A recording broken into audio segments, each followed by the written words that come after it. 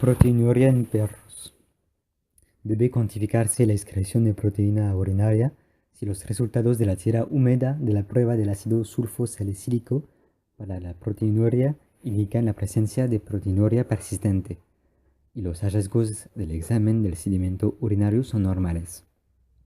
Por ejemplo, se sospecha de proteinuria renal. Esto ayuda en la evaluación de la gravedad de las lesiones renales y en la valoración de la respuesta al tratamiento o la progresión de la enfermedad. Las pruebas del ácido tricloroacético N-ponzo S, azul brillante de Koumassi o cloruro de bencetonio son los métodos más empleados para cuantificar la proteína urinaria. Están disponibles en los centros y laboratorios de referencia. El cociente proteína-creatinina urinaria en muestras de orina canina y felina ha demostrado reflejar con precisión la cantidad de proteína excretada en la orina en un periodo de 24 horas. Tanto las concentraciones de creatinina como las de proteína urinaria se ven afectadas por el volumen urinario y por la concentración de la orina. Pero no es así el cociente entre la proteína y la creatinina urinaria. Esto permite la cuantificación de la proteinuria sin la necesidad de obtener una muestra de orina seriada en el tiempo. Y por eso, la prueba hace mucho más fácil el diagnóstico de enfermedad renal en pequeños animales. Un cociente entre la proteína y la creatinina urinaria menor a 0,4 y menor a 0,5 en gatos y caninos respectivamente se considera normal. Un cociente entre la proteína y la creatinina menor a 0,4 para el felino y 0,5 para el cánido es normal. Siempre debe realizarse un análisis de orina completo antes de la determinación del cociente proteína-creatinina urinaria o a lo largo de la misma, puesto que una hematuria o una piuria puede indicar la presencia de proteinuria no glomerular. Si hay evidencias de inflamación, por ejemplo la piuria, la bacteriuria, la concentración de proteína ha de medirse de nuevo tras el tratamiento eficaz del proceso inflamatorio. El cociente proteína-creatinina urinaria no puede utilizarse para diferenciar entre una proteinuria renal y una proteinuria asociada a la inflamación o hemorragia del aparato urinario inferior.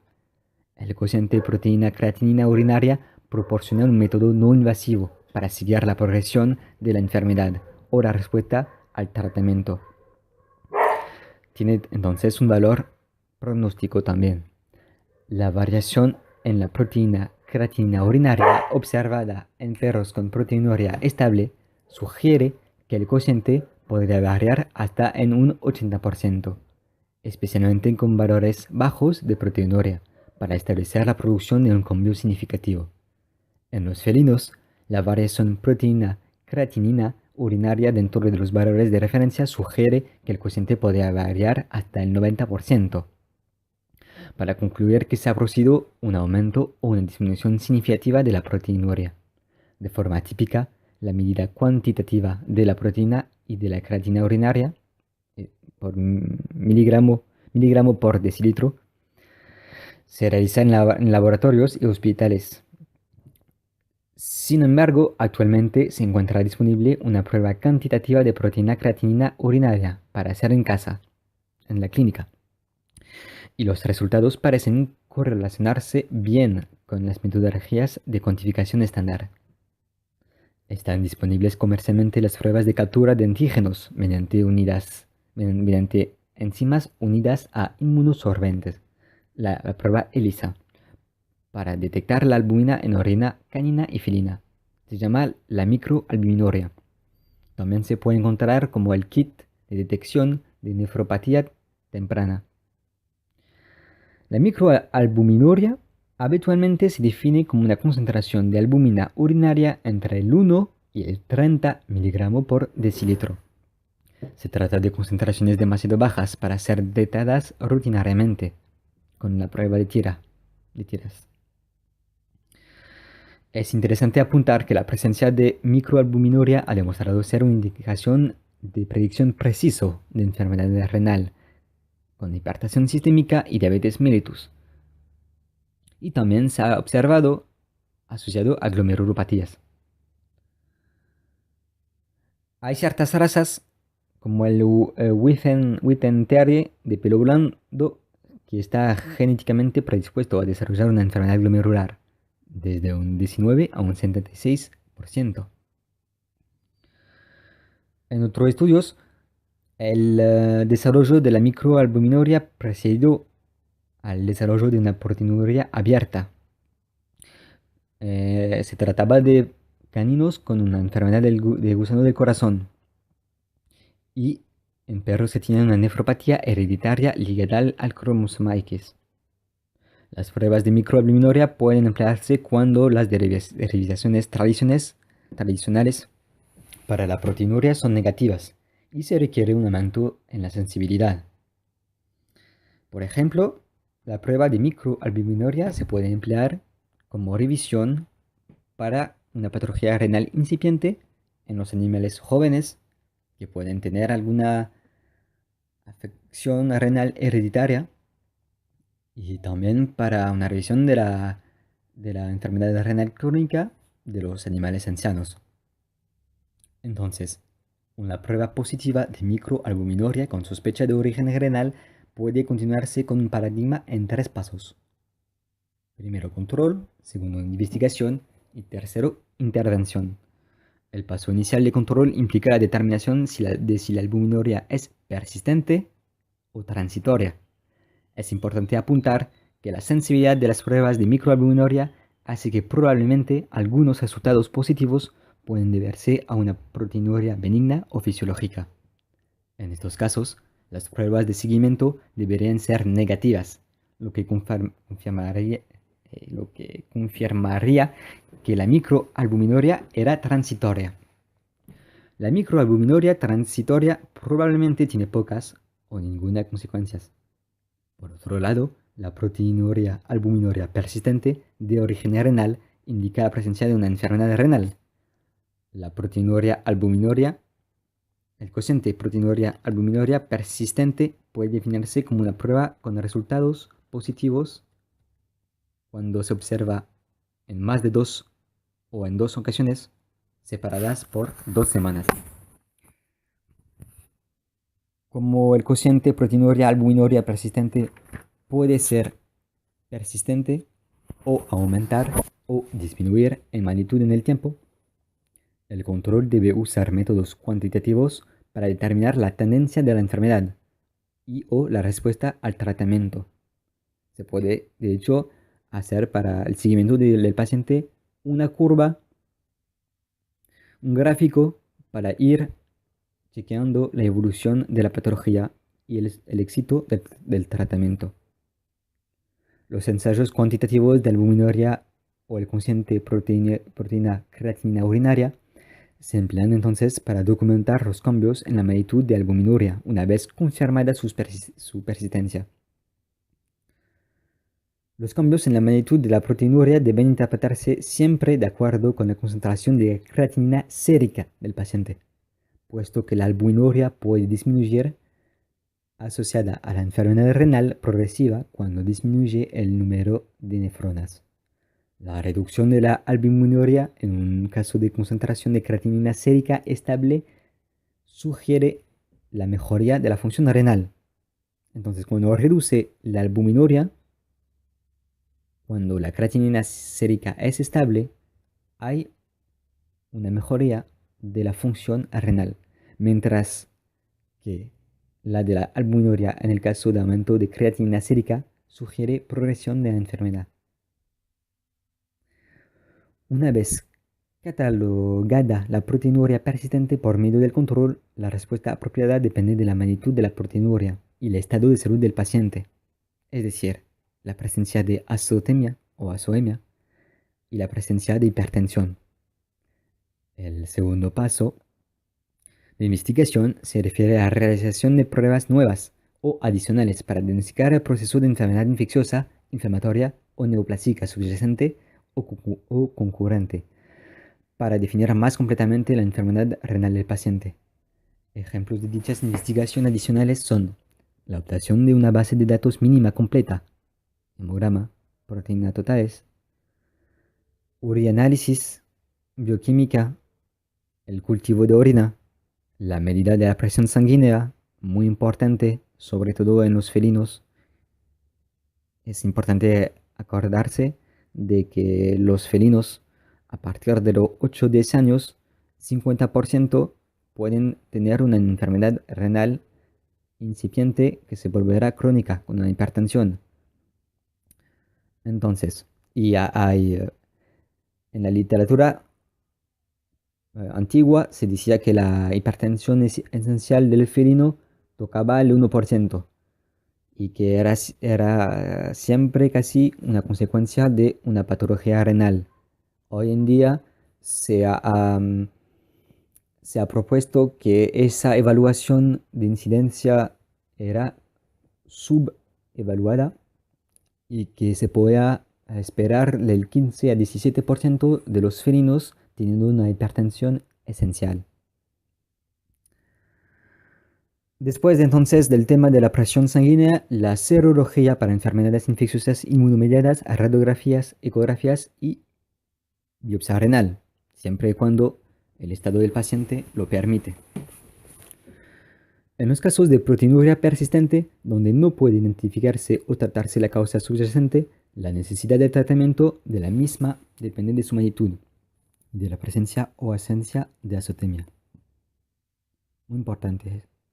En ausencia de azotemia, deben tratarse valores de la proteinuria que resulten en un cociente proteína creatinina urinaria superior al 1,3, mientras que el control continuo y la investigación del paciente han de ser el foco principal en los casos donde la magnitud de la proteinuria resulta menor.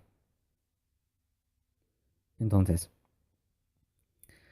si hay una proteinuria persistente, no se ha identificado todavía la etiología o no se pudo tratar esta causa, hay que dedicar su atención al tema de la azotemia. Si no hay azotemia, se deben tratar los valores de proteinuria que resultan en un cociente proteína creatinina superior a 1 hasta 3.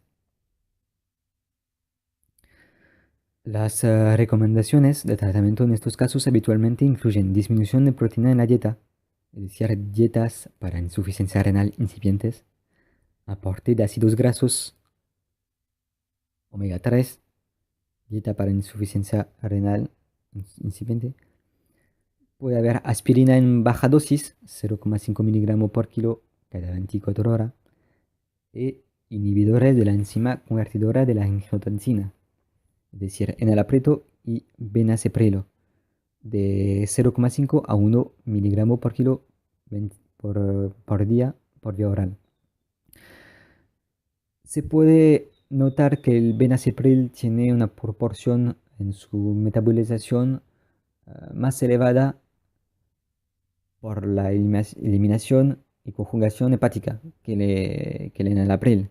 Entonces, teóricamente, sería más apropiado para un enfermo renal el benacepril que el enalapril. Igual hay 4 generaciones de inhibidores de la enzima convertidora de la angiotensina que prometen muchos efectos terapéuticos ya confirmados y tienen cada uno una media vida diferente, una forma de eliminación diferente. Entonces está interesante ver la farmacodinámica de los inhibidores de la enzima convertidora de la angiotensina para tratar el paciente en función de la función justamente orgánica. El tratamiento para la proteinuria persistente en perros y gatos azotémicos debe iniciarse cuando el cociente proteína creatinina sérica es superior a 0,5-0,3 respectivamente. O sea, cuando el canino se presenta Con un cociente proteína-creatinina sérica superior a 0,5 hay que instaurar un tratamiento, una nutrición adecuada. La electroforesis de proteína sérica y urinaria puede ayudar en la identificación de la fuente de la proteinuria y en establecer el pronóstico. Por ejemplo, la proteinuria asociada a la hemorragia en el aparato urinario tiene un patrón electroforético muy similar al del suero. La lesión glomerular incipiente provoca principalmente albuminuria. Sin embargo, a medida que la lesión glomerular progresa, puede incrementarse también la cantidad de globina que se pierde. De globulina, perdón.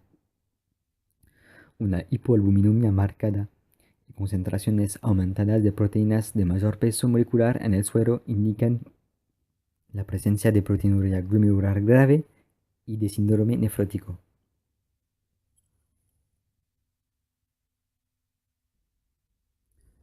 La hipertensión venosa renal va perturbando la función renal.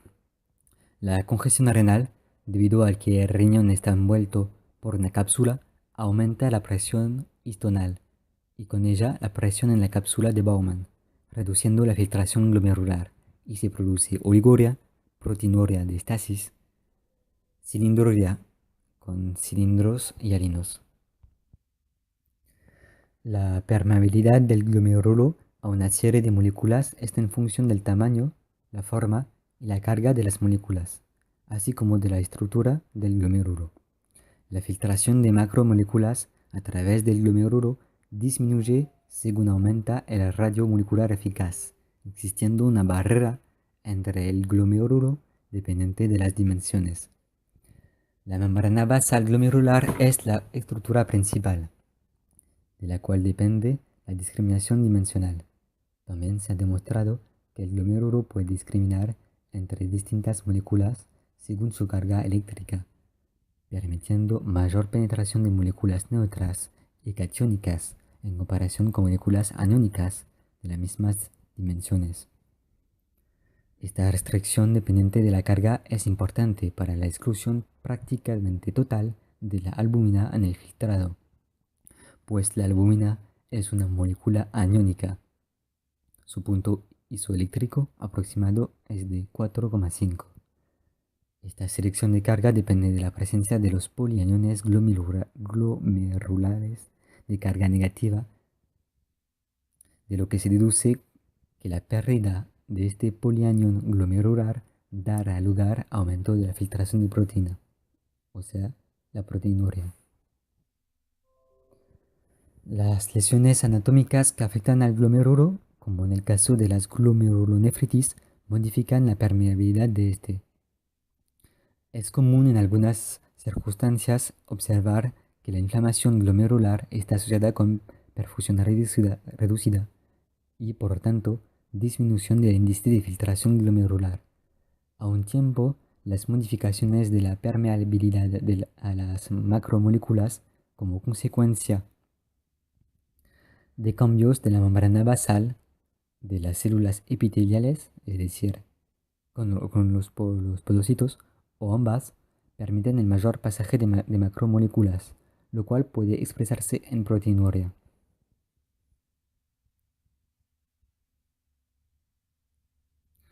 En muchas situaciones patológicas, la membrana filtrante se esponja y como consecuencia se prolonga el trayecto de difusión, se inutiliza ciertos números de glomérulos, con lo cual disminuye también la superficie filtrante y se reduce el índice de filtración glomerular. En los glomérulos todavía filtrantes se dilata el sistema de filamentos reticulares, las prolongaciones, con lo cual aumenta el diámetro de los poros y las hendiduras de filtración, que entonces se vuelven atravesables por las macromoléculas al perderse la barrera glomerular dependiente de las dimensiones.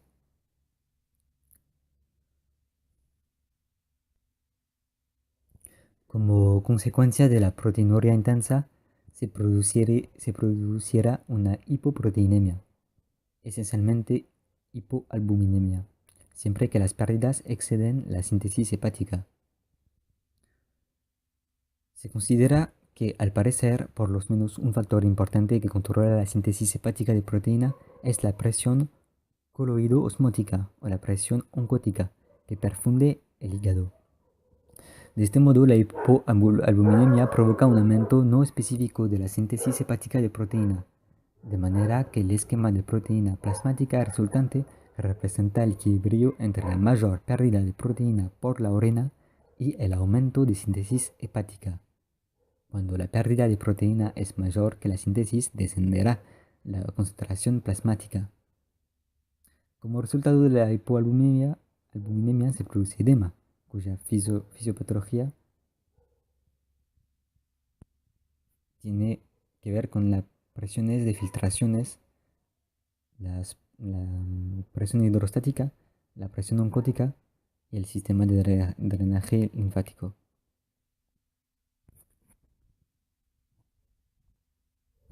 La hipoalbuminemia determina una disminución de la presión coloide-osmótica del plasma. Se llama hipoonquía, con aumento de la extravasación de líquido hacia los espacios intersticiales, aumentando el volumen líquido intersticial. La extravasación de líquido tiende a producir hipovolemia, la que, al disminuir el flujo sanguíneo y plasmático renal, produce aumento en la reabsorción de sodio y agua en el túbulo proximal. Se genera un desequilibrio glomerulotubular, con la activación del sistema renina-angiotensina, que conlleva al hiperaldosteronismo secundario, con aumento de la reabsorción tubular distal de sodio.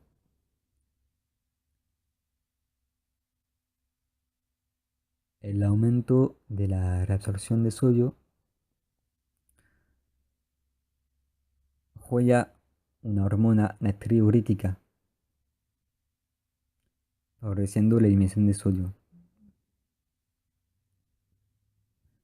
El mecanismo renina-angiotensina-aldosterona con aumento de la reabsorción de sodio puede facilitar la liberación de la ADH, incrementando la retención renal de agua. La retención renal hidrosalina provoca la expansión isoosmótica del líquido extracelular, favoreciendo el aumento del líquido extravascular y con ello el edema. Si la proteinuria se asocia a la albuminuria se asocian a un síndrome nefrótico, podemos ver un edema que es proporcional a la hipoproteinemia y que tiende sobre todo a ocurrir en partes declives del cuerpo. Si el edema es marcado, puede inducir hidrotórax con sus consecuencias, ascitis y eventualmente puede ser anasarca. Otras alteraciones que pueden acompañar al síndrome nefrótico son la hiperlipidemia, la lipiduria, la menor resistencia a las infecciones y las complicaciones tromboembólicas con sus consecuencias.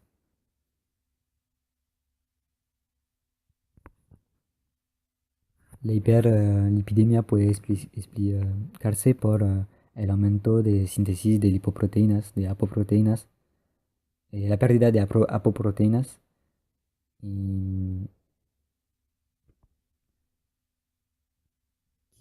que puede causar aumento en los triglicéridos en sangre.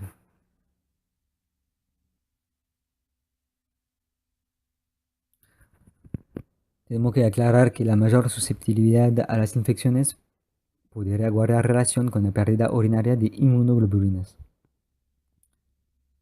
Y las complicaciones trombólicas pueden deberse a un estado de hipercoagulabilidad de la sangre que esté favorecido por la pérdida de factores anticoagulantes, la antitrombina 3 y la actividad antiplasmina a través de glomérulos permeables y el aumento de factores procoagulantes. Si la proteinuria es debida a una insuficiencia renal aguda por necrosis tubular, podemos observar primero una fase oligoanúrica, Como consecuencia de la insuficiente filtración glomerular hay retención de productos de desecho, el metabolismo, especialmente el nitrogenado, con hiperazoemia. Esto se puede detectar por un gran aumento de la urea y de la creatinina en sangre, que de modo rutinario se utiliza como indicador del grado de disfunción renal. La hiperazoemia puede a su vez estar favorecida por aumento del catabolismo proteico. La insuficiente filtración glomerular puede determinar también una disminución en la excreción de fosfatos y sulfatos. La hiperfosfatemia consecuente puede contribuir al desarrollo de una hipocalcemia. Una de las consecuencias fisiopatológicas más importantes de la fase oligoanúrica en la insuficiencia renal aguda por necrosis tubular y en general en otra forma también de insuficiencia renal o de lesión renal aguda. Es interesante por lo menos distinguir una lesión renal aguda de una insuficiencia renal aguda. La hiperpotasemia es la alteración electrolítica la más importante de la insuficiencia renal aguda en la fase oligoanúrica. Si sobrepasa los 8-10 milimol por litro, puede ser fatal por sus efectos fisiopatológicos cardíacos. Aparte de la insuficiente excreción renal de potasio, otros mecanismos pueden contribuir al desarrollo de la hiperpotasemia. Estos son la acidosis metabólica. Acordemos que hay intercambio entre protones y cationes de potasio. Cada vez que aumenta la acidosis, es decir, cada vez que baja el pH sanguíneo, se libera potasio a la sangre produciendo una hipercalemia. Si no hipercalemia, una hiperpotasemia. El aumento de la glucogenólisis por estrés y el aumento del catabolismo proteico intracelular, que provocan este desplazamiento del potasio del líquido intracelular al líquido extracelular.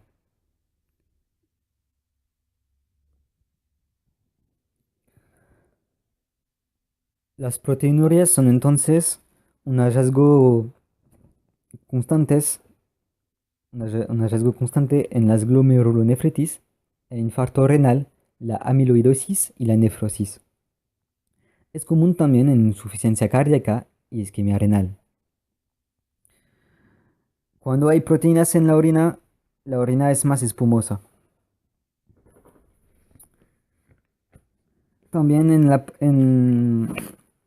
en orina hay proteínas que se llaman TAM, TAMN Ostwald, y la IgA, la inmunoglobulina A, que se secretan en los túbulos en cantidades indetectables clínicamente.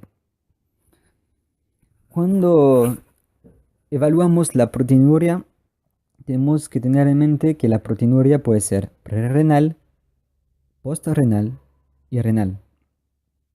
Para el diagnóstico diferencial, vamos a empezar con la proteinuria prerrenal.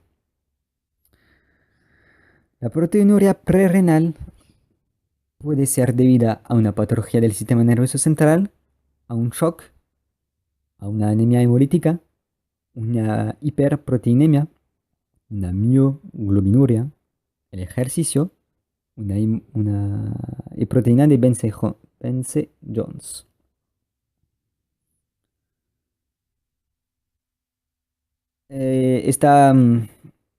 Estaría indicado una electroforesis, un perfil electroforético, para ayudar a la determinación, la presencia de inmunoglobulinas, el origen de las inmunoglobulinas, por ejemplo en mieloma, por ejemplo en el caso de un hemoparásito.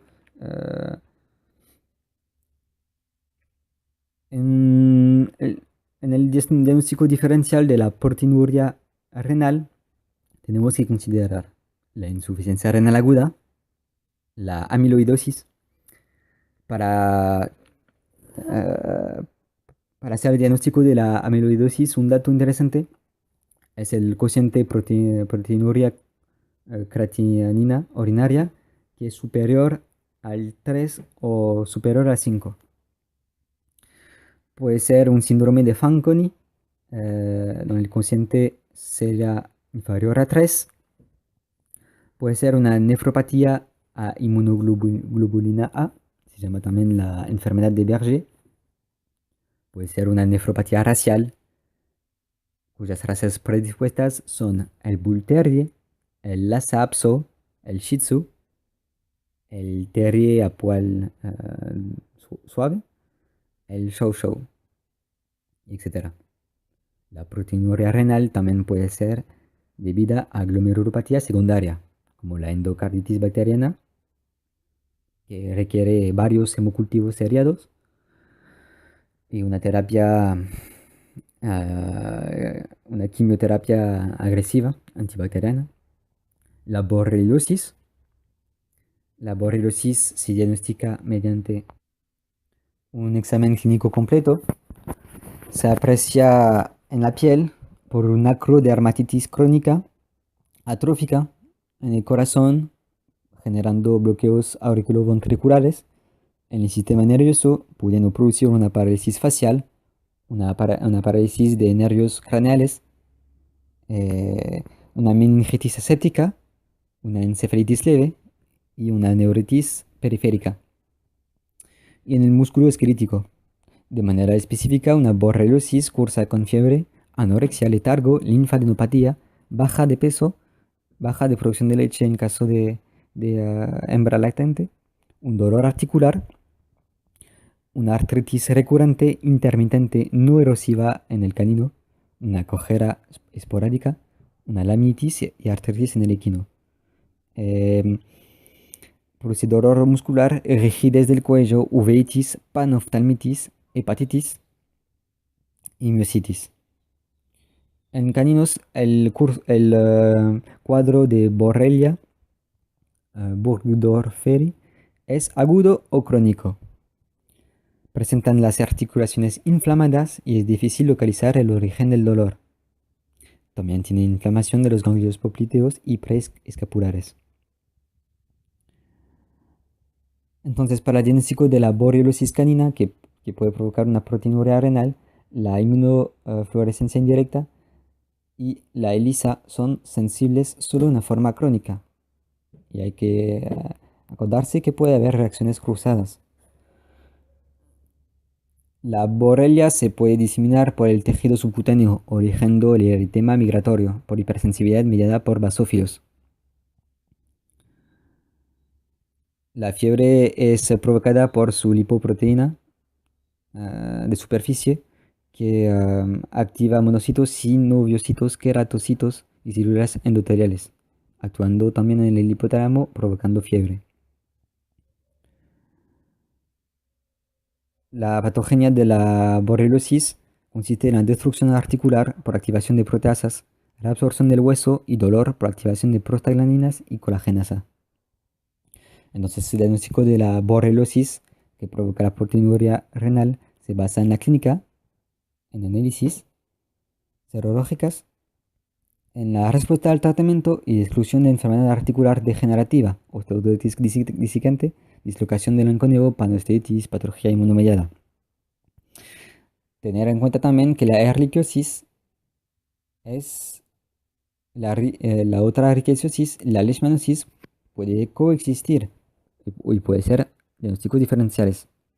En hepatozón también suele ser un cohabitante de la borrelia.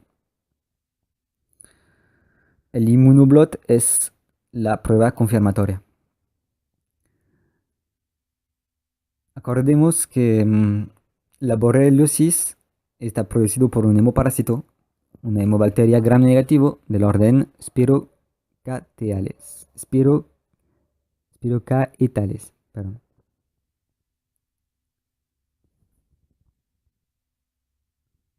Y el tratamiento: ampicilina, imipenem, doxiciclina, amoxicilina y control de garrapatas. Otra causa de proteinuria renal, la brucelosis. La brucelosis canina es una enfermedad de infecto contagiosa zoonótica causada por Brucella canis, abortus o suis o militensis. Uh, la brucelosis canina raramente produce fiebre, puede dar un pelaje seco sin brillo, una pérdida de vigor, una intolerancia al ejercicio, una linfadenomegalia.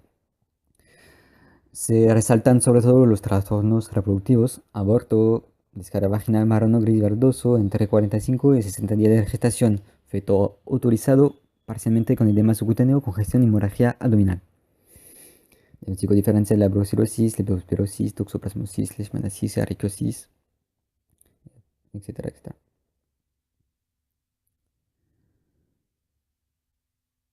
Si tenemos una brucelosis canina, en el laboratorio tendremos una hiperglobinemia beta y gamma, una hipoalbuminemia. En la biopsia podemos observar hiperplasia linfoide con muchos plasmocitos.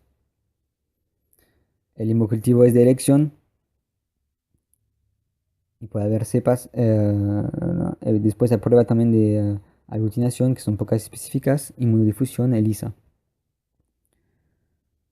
Un tratamiento que dio mucho resultado fue un tratamiento con tetraciclina oral, 30 miligramos por kilo cada 12 horas durante un mes, con streptomicina intramuscular, 20 milímetros por kilo cada 24 horas, las 2 primeras semanas.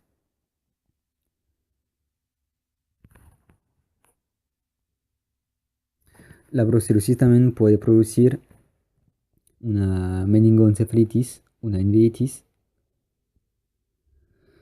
una epididimitis, una atrofia testicular, anormalidades espermáticas, infertilidad.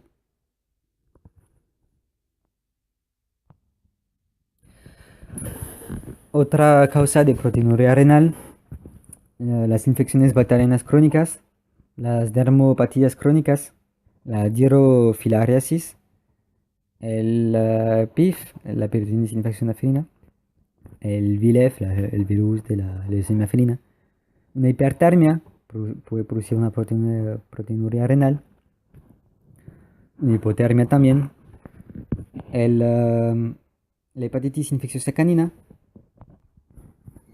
que es una patología infecto-contagiosa de etiología adenoviral tipo 1 que afecta también el hígado y los endotelios vasculares.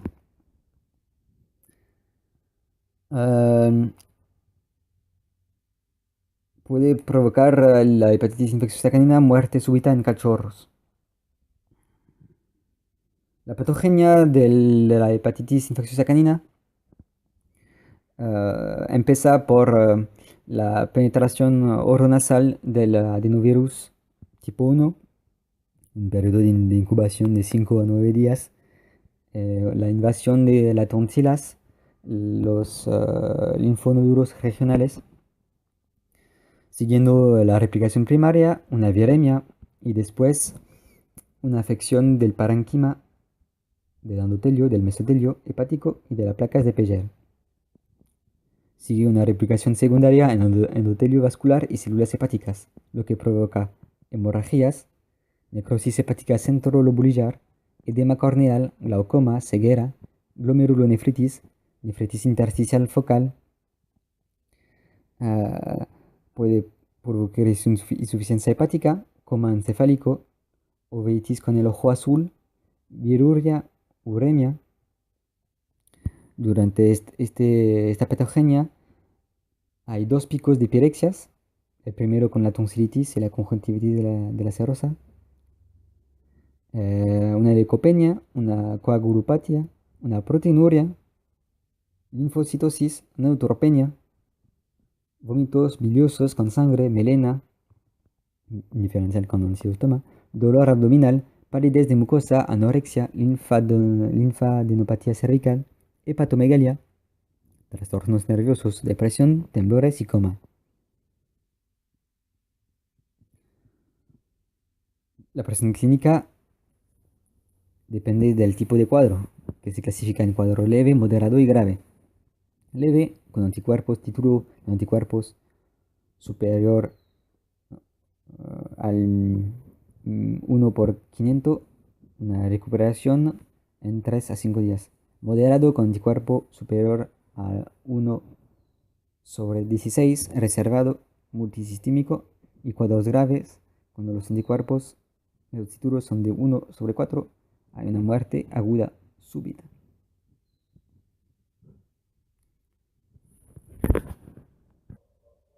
Una inflamación intestinal puede ser también una causa de proteinuria renal.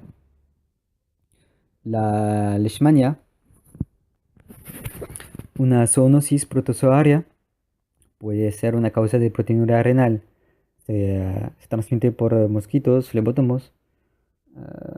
Hay dos estados: amastigotes intracelular, ovoides de 2 a 5 milímetros, y promastigotes. La forma cutánea son la leishmaniasis cutánea, con úlceras, con alta concentración de parásitos en los márgenes lesionales. Esas úlceras son dichas crateriformes. Hay linfangitis, linfadenopatía. Los sujetos son inmunodeprimidos. Hay una forma visceral con hipertermia recurrente, esplenomegalia, hepatomegalia, anemia, leucopenia y trombocitopenia. El diagnóstico se hace por punción ganglionar, por la médula o piel. También se puede hacer serología. El tratamiento consiste en el antimoniato de miglumina, 5 miligramos por kilo por día en 30 días. Algunos países recomiendan la eutanasia. Una otra etiología de proteinuria renal, una gran candidata, es la leptospira. La leptospirosis se ha llamado bajo según varios nombres, como ictericia hemorrágica, fiebre de los pantanos, fiebre icterohemorrágica, una patología infecciosa y zoonótica causada por espiroquetas. Hay la leptospira interrogans, la leptospira canícola, gripo tifosa, arjo, icterohemorragiae y pomona.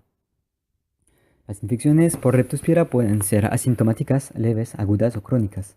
Los signos clínicos se asocian generalmente a enfermedad renal, hepática y disfunciones reproductivas.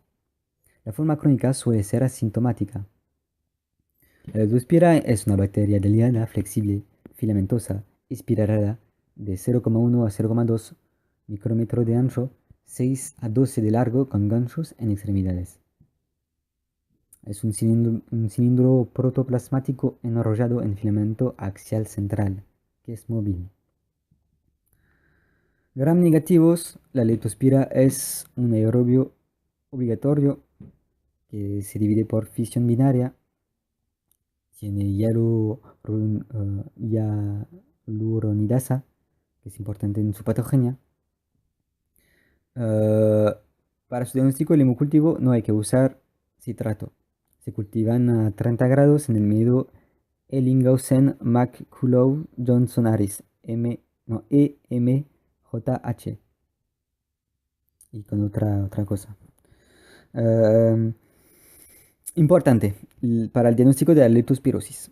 La leptospiruria aparece 2 semanas post-infección. La leptospiremia a los 4 días post-infección. El daño vascular con trombocitopenia aparece a los 6 días post-infección, con insuficiencia renal y coagulopatías. Los signos clínicos aparecen generalmente al día 7, y a partir del día 12 hay una coordinación e intoxicación renal con hepatitis, y puede generar cuadros de hepatitis que se volverán crónicas. Entonces, la leptospirosis tiene una forma sobreaguda con muerte brutal, una forma aguda que se llama la gastroenteritis hemorrágica o enfermedad de Stuttgart, con evolución rápida.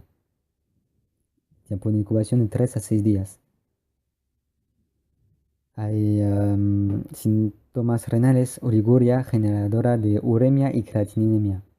Las orinas son coloradas y muy oscuras. Hay dolor abdominal asociado a anorexia, insuficiencia hepática severa aguda o subaguda. Después puede seguir un shock, etc.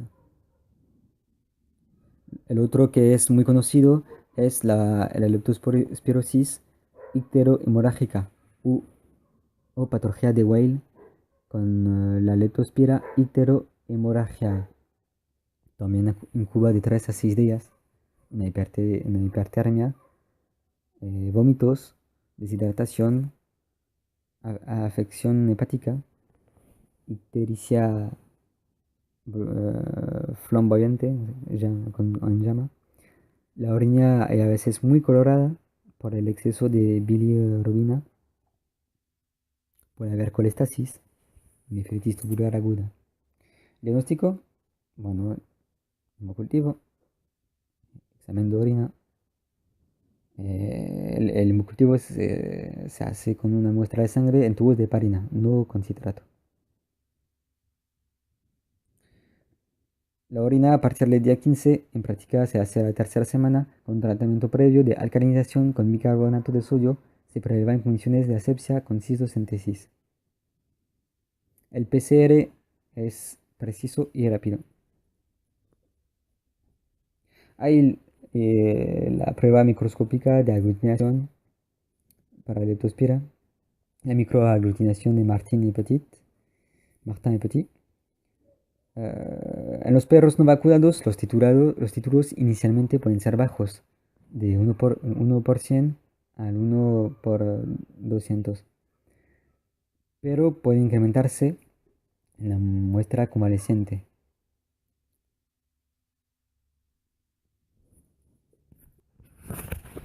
Es interesante saber que hay muchas formas subagudas y crónicas en los que sobreviven a la leptospirosis, causando hepatitis crónica, colestasis, etc. Hay otra forma de leptospirosis que causa trastornos respiratorios, faringitis, amigdalitis, disnea, hemoptisis, trastornos oftálmicos, uveitis crónica, congestión de mucosa y de esclera, ictericia oftálmica. Trastornos nerviosos, meningitis aséptica, poliomielitis.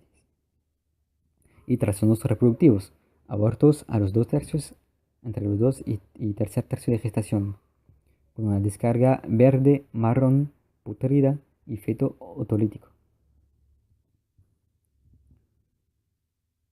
En el análisis de orina en la leptospirosis podemos encontrar una leptospiuria desde los 14 a 15 días, una isostenuria con densidad urinaria normal o disminuida, una glicosuria no asociada a la hiperglucemia, que es un signo de tubulopatía proximal, proteinuria y bilirrubinuria, eritrocitos, glóbulos blancos y cilindros en la sedimentación urinaria.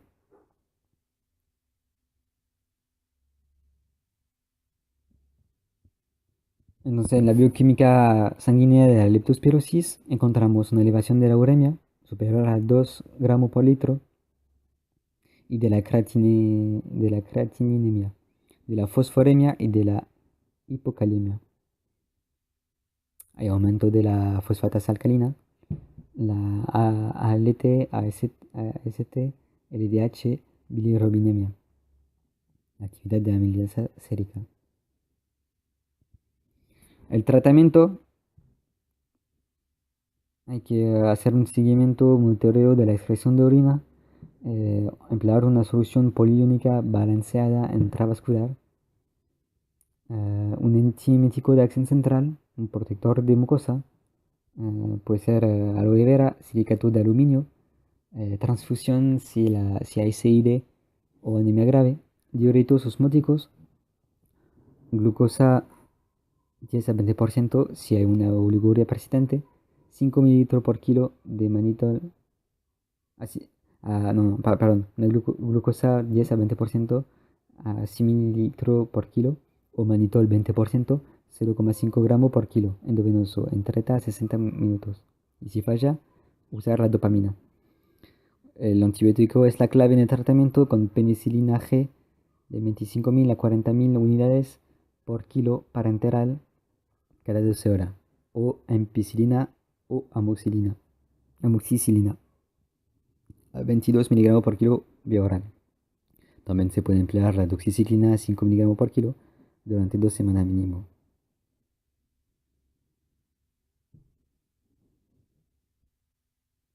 Plantas nefroprotectivas que se pueden emplear, que están comprobadas en ensayo a doble ciego, son el astragalo a dosis de 50 a 400 miligramos por kilo por día y la angélica sinensis a la misma dosis.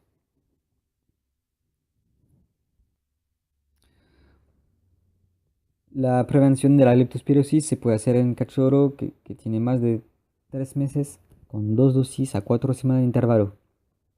Una bacterina. Bueno, la vacunación tiene una ventaja de perdurar durante 8 meses, pero también tiene su contra, es que el perro vacunado puede volverse un portador excretor urinario que es muy peligroso en el tema de la epidemiología. Una última palabra sobre la leptospirosis es su patogenia. Su patogenia es debido a su movilidad.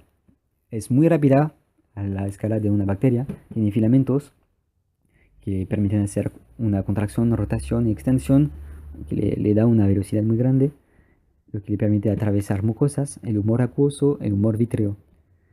En su pasaje, en su paso, deposita antígenos, lo que hace una inflamación inmune. Tiene la capacidad de adherirse a membranas por la fibronectina, lo que permite su invasión y colonización. Se puede adherir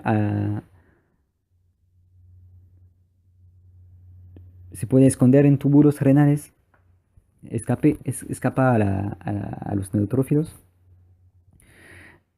lo que causa una estimulación excesiva del complemento y una vasculitis consecuente. También tiene lipoproteínas de superficie, hemolicinas, esfingomilicinas, y así provoca la dehiscencia de los hepatocitos. Volviendo al tema de la proteinuria renal, la poliartritis puede causar proteína renal. Bueno, hay distintas fuentes inmunomediadas, infecciosas, hemoparásitos, etc. La pancreatitis, una causa importante de proteinuria renal.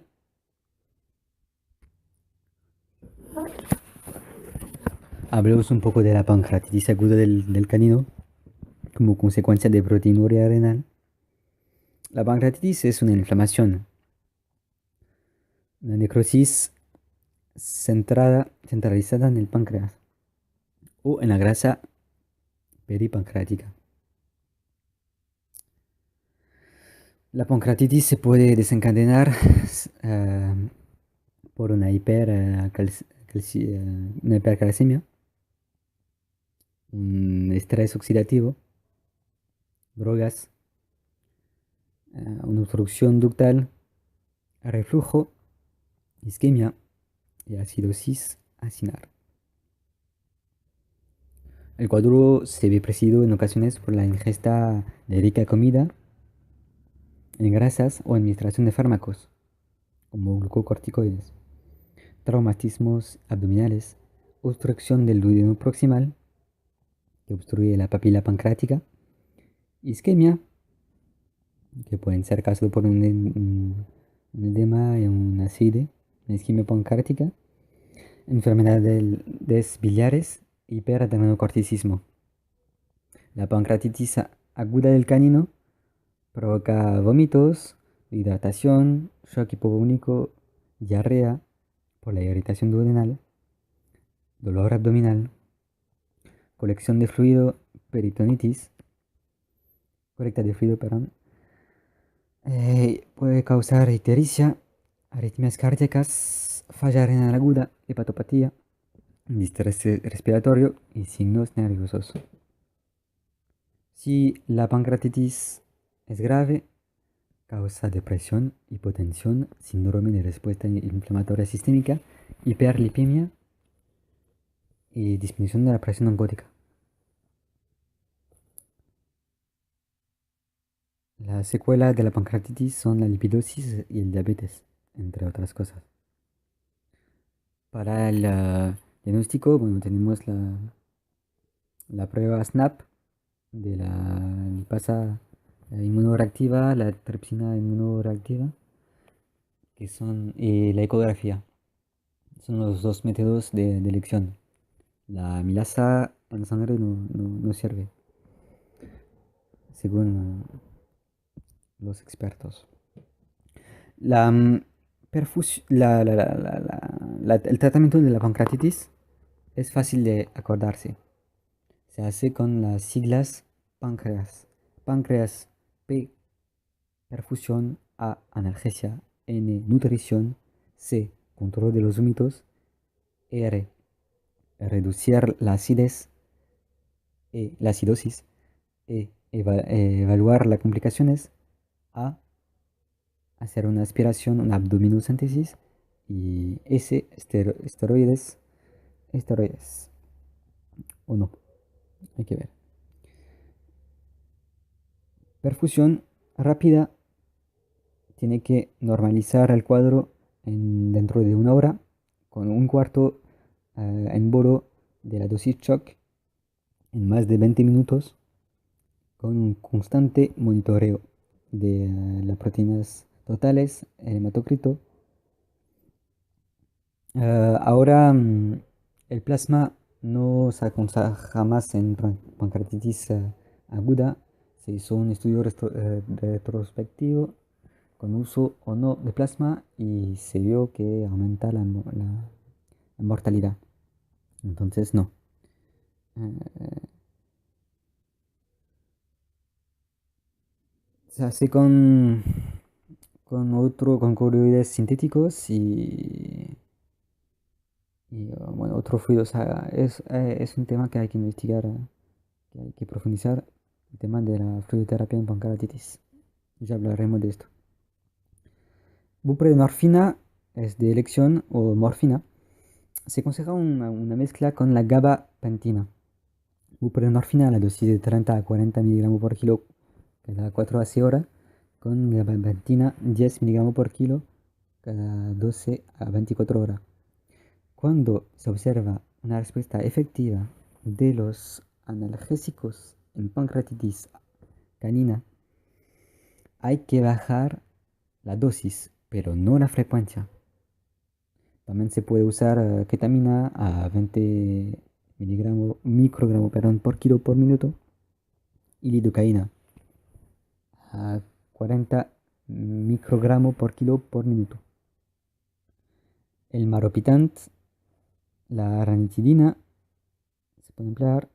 La cirugía está contraindicada.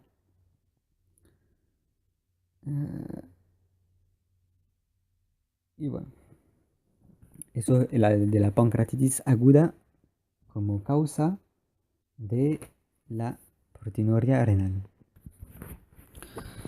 Otra causa de proteinuria renal que es común es la piometra. La piometra precisa de un diagnóstico preciso que lleva frottis vaginal, ecografía uterina, bioquímica, medida de la urea, creatinina, progesterona. La radiografía también puede ser de utilidad. El tratamiento más seguro de la piometra es la ovariohisterectomía, siendo en la mayoría de los casos una patología de las perras gerontes. El mantenimiento de la capacidad reproductora no presenta interés. En perras jóvenes, la piometra es generalmente la consecuencia de un tratamiento hormonal, con progestágenos o estrógenos. Y a veces, como se ha visto, el propietario, criador profesional o aficionado desea mantener la fertilidad de su perra. Se puede entonces considerar un tratamiento médico. Hay un protocolo que se puede emplear Al día uno, al día 2, al día 8, al día 14 y al día 28 se administra agleprestona a 10 miligramos por kilo por vía subcutánea. El día 3, 4, 5, 6 y 7 se administra cloprostenol, que es una prostaglandina de síntesis, 1 microgramo por kilo por vía subcutánea en 5 inyecciones. 3, 4, 5, 6, 7. Para evitar los efectos secundarios de las prostaglandinas, 15 minutos antes se inyecta por vía subcutánea la metoclopramida a 5 miligramos por 10 kilos, el bromuro de prefinio a 1 mililitro por 10 kilos, la atropina 0,25 miligramos por kilo. La marbofloxacina es la droga de elección, el antibiótico de elección, a razón de 4 miligramos por kilo por día subcutáneo durante 3 semanas. Un collar isabelino. Son imprescindibles, en el caso de una piómetra, el examen clínico cotidiano, temperatura, apetito, deshidratación, diuresis, flujo vulvar, control cotidiano de la urea y la creatinina, teniendo en cuenta el riesgo de la glomerulonefritis por inmunocompetencia o por endotoxicidad de Escherichia coli. El control ecográfico del diámetro uterino cada 2 o 3 días.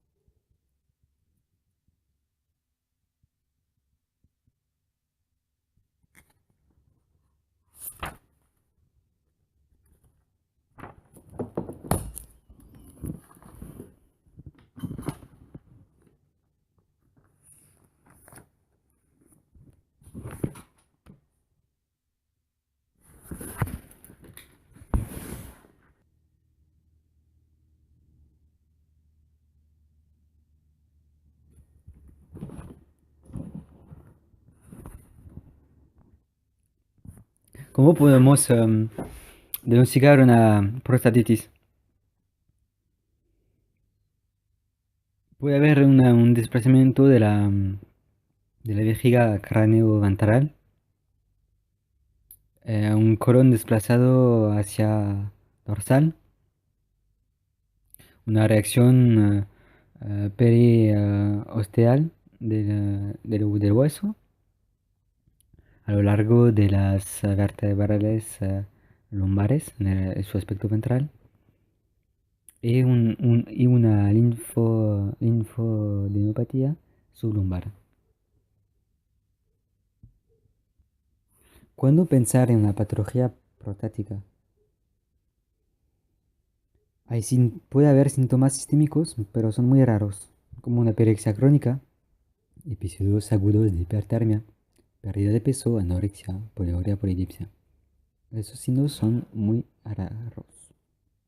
Los signos urinarios son constantes. Llevan la disuria, la poraquiuria, la incontinencia urinaria, la hematuria y las infecciones urinarias recurrentes. Puede haber síntomas digestivos, coprostasis transitoria, tenesmo o hernia perineal. También se pueden apreciar a veces síntomas locomotores, rigidez en la marcha, cojera, dolor al movilizar la cadera o la columna vertebral lumbar.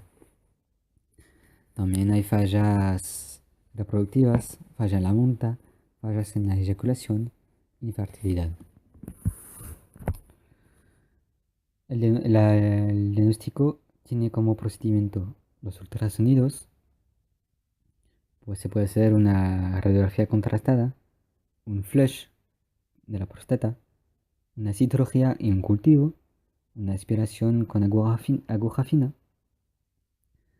una evaluación del fluido prostático, del semen, de la orina y, en último recurso, la biopsia. Es interesante describir un poco cómo se maneja estos problemas prostáticos. Se puede hacer un masaje y un enjuague prostático. Se trata de un examen complementario muy interesante que consiste en la recolección de las secreciones y los productos de descamación de la próstata a partir de la asociación entre un sondaje uretral y un masaje transrectal de la glándula. Así, se puede realizar un estudio bacteriológico y citológico que permite alcanzar el diagnóstico diferencial de las distintas afecciones prostáticas. El sondaje no es conveniente cuando durante la realización del examen se detecta mucho dolor en caso de prostatitis aguda o se descubre una masa líquida muy importante, un quiste o un absceso, o cuando el perro no puede eyacular.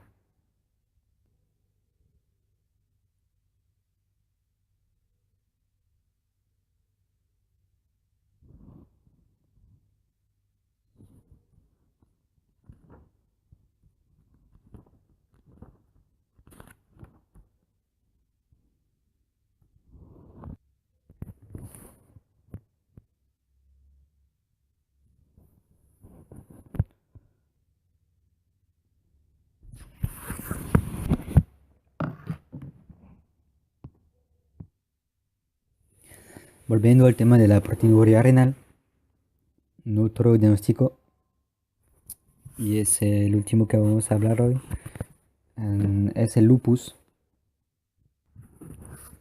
El lupus eritematoso sistémico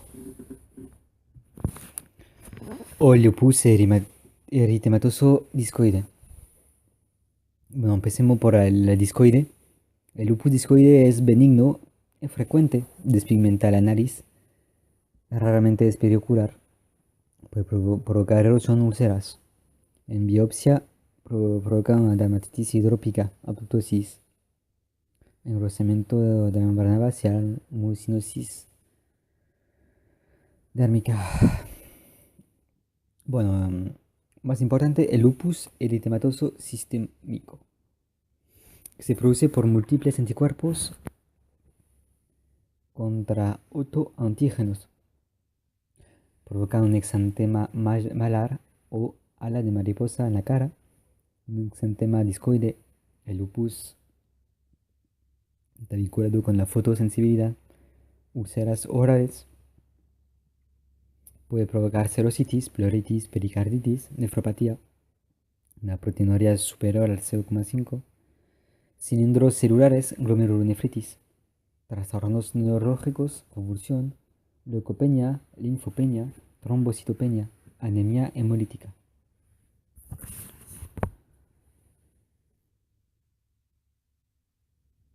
En el diagnóstico se puede medir el factor reumatoide canino que va a estar elevado, los anticuerpos antinucleares, su titulación en diagnóstica. Atención que interfiere la inflamación concurrente.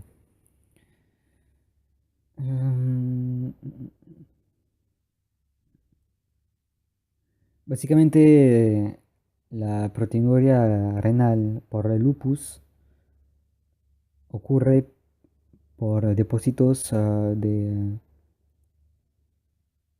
anticuerpos, antígenos en glomérulos, vasos, membranas basales. Hay una glomerulonefritis lúpica mesangial con un aumento del número mesangial, expansión de la matriz intercapilar. Puede haber una glomerulonefritis proliferativa, un aumento eh, de las células mesangiales y neutrófilos. Puede ser proliferativa difusa con hipercelularidad global grave, medialunas en el espacio de Bowman. Puede ser membranosa con aumento de la pared capilar. El tratamiento del lupus son los corticoides, la flumetazona o la betametasona en crema directamente sobre las lesiones, en periferia de las lesiones.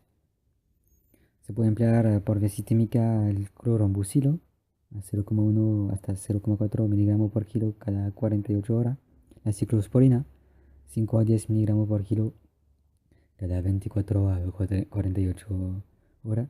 El tacrolimus en crema. La pentoxifilina de 10 a 15 miligramos cada 8 a 12 horas. La vitamina E, 5 a 30 unidades por kilo cada 12 a 24 horas. La vitamina C, 100 a 500 miligramos por día. El levamisol, de 2 miligramos por kilo cada 24 a 48 horas. La triamcinolona se puede emplear también. La prednisona. Volviendo a la proteinuria, hemos descrito entonces la proteinuria prerrenal, que puede ser el origen de una patología del sistema nervioso central, un shock, una anemia hemolítica, una hiperproteinemia, una mioglobinuria. Ejercicio fuertes, hemoglobinuria, Vence-Jones, una proteinuria renal, insuficiencia renal, lesión renal aguda, amiloidosis, Fanconi, nefropatía IgA, nefropatía racial, glomerulopatía secundaria, endocarditis, brucelosis, borrelosis, dermopatía crónica, dirofilariasis, PIF, FILEF, hipertermia, hipotermia, hepatitis infecciosa, inflamación intestinal, leishmania, leptospira, poliartritis, pancreatitis, piometra, sepsis, prostatitis, sulfamidas y lupus. La proteinuria puede ser también postrenal, por infección de las vías urinarias. Se aprecian entonces leucocitos en el sedimento, cilindros de leucocitos, que indican un compromiso tubular. Puede haber una infección de las vías genitales, traumas y neoplasias.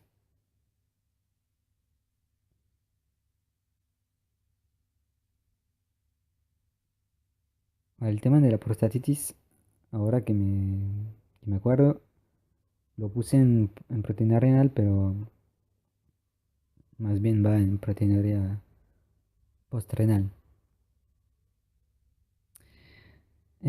¿Cómo se detectan las proteínas en la orina? Con pruebas turbidimétricas, el ácido sulfosalicílico se toma 2 a 3 mililitros de orina y se añade 5 gotas de este ácido sulfosalicílico. Hace un precipitado blanco que se clasifica en negativo, trazas, positivo, hasta 4 cruz. El ácido nítrico, el test de leer 1 mililitro de ácido nítrico con 1 mililitro de orina. Una valoración cuantitativa con el rojo de pirogalol molidato existe. Acordemos que la proteínas en la orina se evalúa también con un cociente, proteinuria, creatinuria, que tiene que ser inferior a 0,4 en felino, 0,5 en cánido. Si es superior a 1, se considera renal. Si es superior a 5, se puede considerar renal. Si es superior a 5, se puede considerar una glomerulopatía, una nefropatía perdedora de proteínas. Y si el cociente es superior a 8, una amiloidosis. Si el cociente inferior a 2, se puede considerar un origen prerrenal o tubular.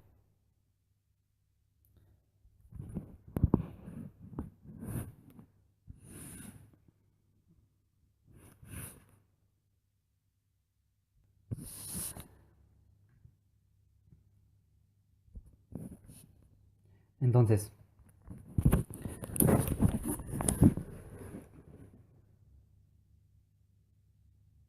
para seguir con el tema de la proteinuria,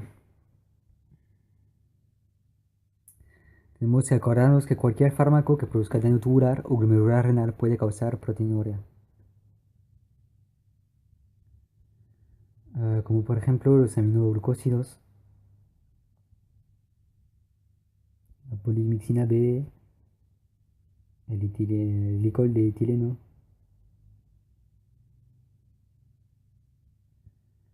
la gentamicina, micamicina, tobramicina, guanosina, etc.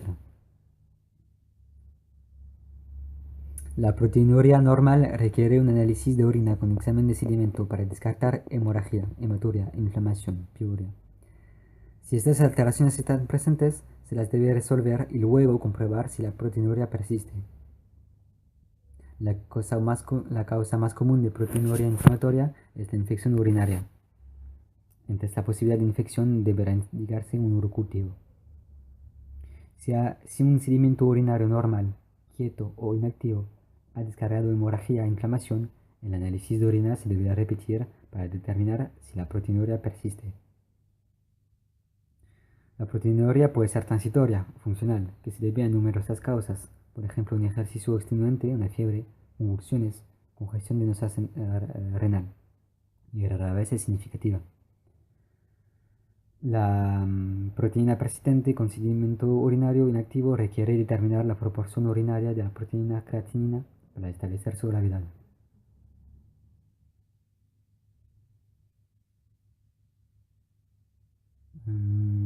Entonces, para ir resumiendo esta presentación de la proteinuria, lo que podemos hacer como abordaje diagnóstico de la proteinuria en felinos y caninos. Primero, podemos interrumpir la administración de fármacos nefrotóxicos. Si la proteinuria es sin lugar a dudas irrelevante, trazas a una cruz con densidad urinaria superior a 1035, detenerse aquí. En caso contrario, continuar, eliminando artefactos debidos a una orina alcalina, fármacos y agentes de contraste radiográficos, y realizar un análisis de la orina completo, con examen microscópico del sedimento y urocultivo.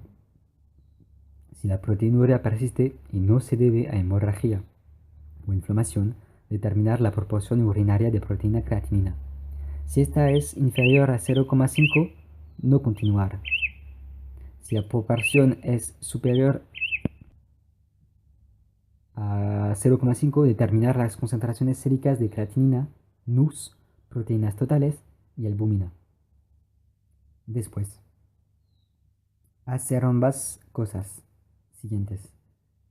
Evaluar el análisis de orina y los perfiles químicos séricos. Medir la concentración sérica de globulina más la prueba de ácido sulfosalicílico en orina. Cuando se evalúa el análisis de orina y los perfiles químicos séricos, podemos detectar una falla renal aguda o una exposición a fármaco nefrotóxico. Se resuelve la enfermedad renal aguda si la proteína persiste con un cociente proteína creatinina superior a 1, buscar causas conocidas de estas enfermedades. Si el sedimento es benigno, sin piorrea, hematuria o bacteriuria, o la albúmina es inferior a 2 gramos por decilitro sin otras causas aparentes, puede ser una glomerulonefritis o una amiloidosis. Se puede seguir haciendo radiografías o ultrasonidos renales. Si el tamaño renal no está reducido, evaluar coagulación y considerar una biopsia de la corteza renal.